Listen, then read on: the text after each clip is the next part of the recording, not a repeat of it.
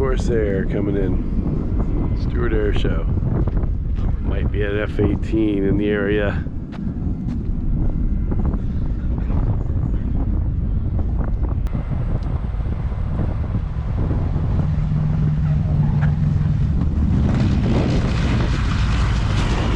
There it comes.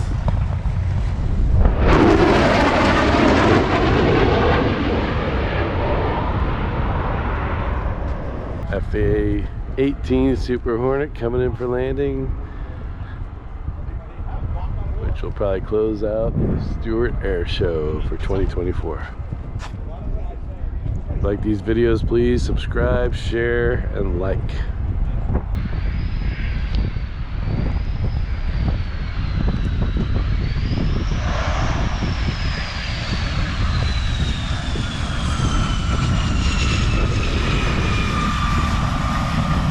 Soft field landing.